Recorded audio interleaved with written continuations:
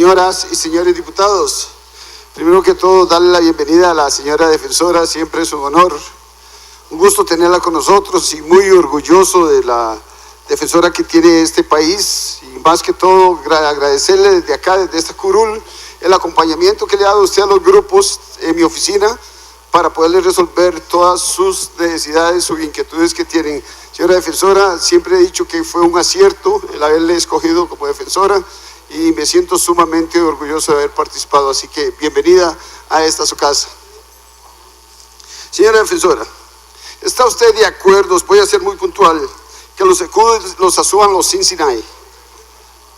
Porque resulta de que los SECUDE fue un programa creado por Liberación Nacional y vienen con recursos de FODESAF, que es para atender a la gente más humilde, más pobre, como usted lo dice en su informe.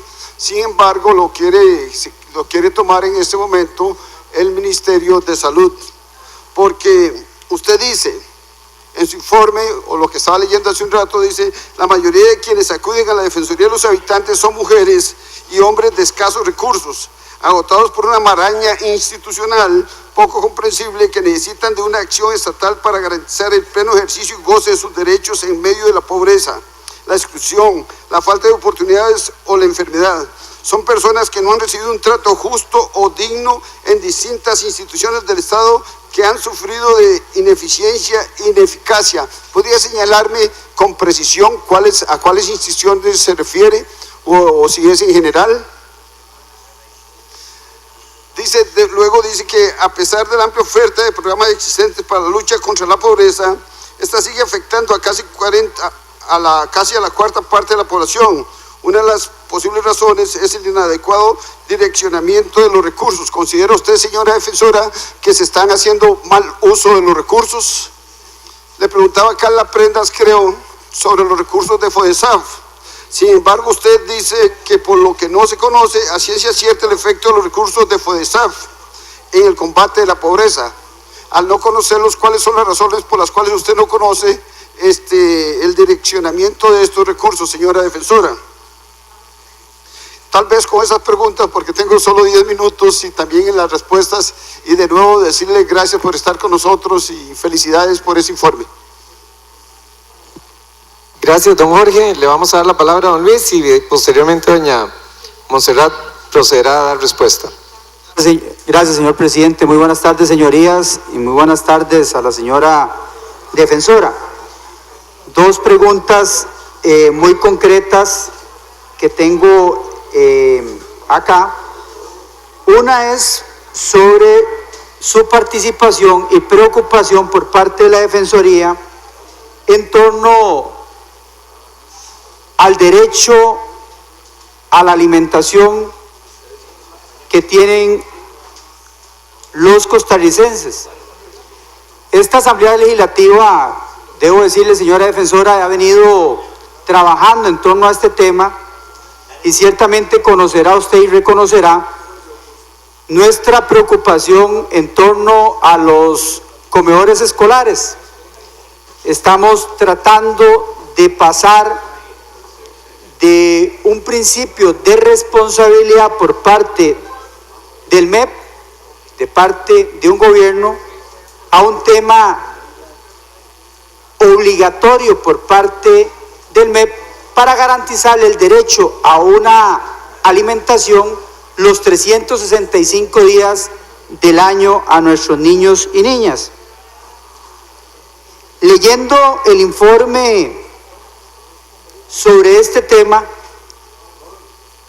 quiero que la Defensoría me informe cuáles son los avances, qué es lo que la Defensoría en su gestión ha hecho para garantizarle a los costarricenses el derecho a una alimentación. Y esto se lo digo porque si podemos demostrar de que hay un problema, es mejor cuando podemos ciertamente dar la mano para respaldar una iniciativa que finalmente sí le garantice a todos los y las costarricenses el derecho a la alimentación. Y esto lo digo, señora defensora, por la solicitud que formalmente le hace la fracción del Partido Unidad Social Cristiana a una reforma constitucional que vamos a presentar el día de hoy al artículo 21 de nuestra Carta Magna, el cual, reconoce usted, menciona la vida humana es inviolable. Toda persona tiene derecho a la salud y debería constitucionalmente agregar y a la alimentación.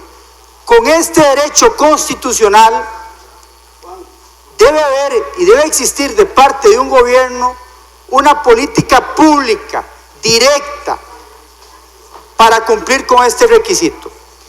Yo le pido a esta defensoría que se una a 21 firmas de señores diputados y diputadas que han suscrito este proyecto de ley para la reforma al artículo 21.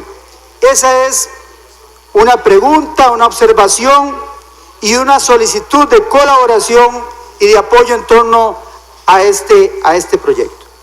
El otro tema, que es un tema particular importante para la Unidad Social Cristiana, es el tema de la vida. Ciertamente hay diferencias en torno a este tema.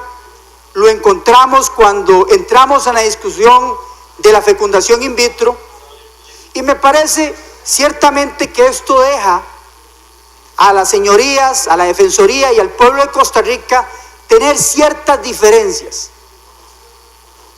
pero no deberían darse diferencias en torno al tema de la protección de la vida cuando el ser humano esté ahí. Y lo hablo por el tema de ir más allá en el articulado que permite el aborto. Y esto lo digo porque el presidente de la República defendió la regulación del aborto terapéutico ante el Vaticano. Y aquí algunos señores diputados y diputadas ciertamente pretenden que el artículo 121 del Código Penal sea interpretado en contra de la vida de un ser humano. ¿Y por qué lo digo? Porque es claro este artículo en torno a proteger la vida de la madre en el momento que esté en riesgo su propia vida, que ella pueda tomar esa decisión. Pero cuando habla o la salud de la madre, algunas personas pretenden dar otra interpretación para que se pueda permitir el aborto. Hablo en casos de violación en niñas de 14 años, en tráfico sexual y en otras posibilidades que por supuesto reprochamos y que por supuesto nos duele aceptar que sean parte de una realidad, pero que esperamos la posición clara hoy de la señora defensora en torno a este tema. La defensora se va a parar en torno a garantizarle a los y las costarricenses el derecho a la vida.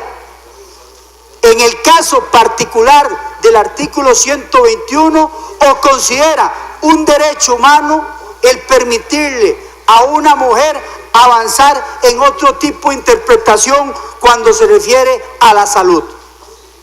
Para comenzar, estas dos preguntas muy puntuales.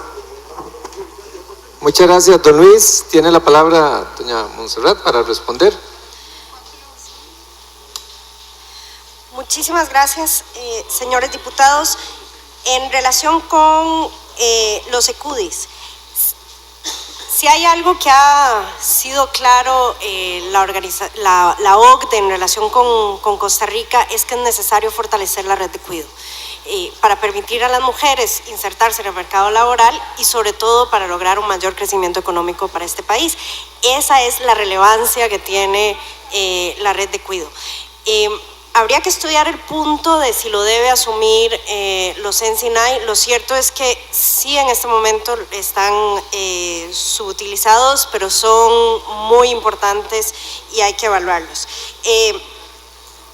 Además, bueno, hay que ver que también los ECUDI son un programa descentralizado que tiene una supervisión interinstitucional, no es solo el Ministerio de Salud.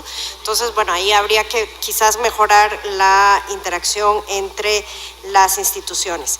En relación con los recursos de FODESAF, como lo venimos diciendo en la Defensoría, los datos que tenemos reflejan que también en el caso de FODESAF hay una subutilización o por lo menos una distribución que no pareciera acorde con la distribución de la incidencia de la pobreza. Y bueno, de eso dan muestra los indicadores de pobreza, no estamos logrando reducir el flagelo de la pobreza. Indicadores, bueno, precisamente eso es un tema que hay que mejorar en este país.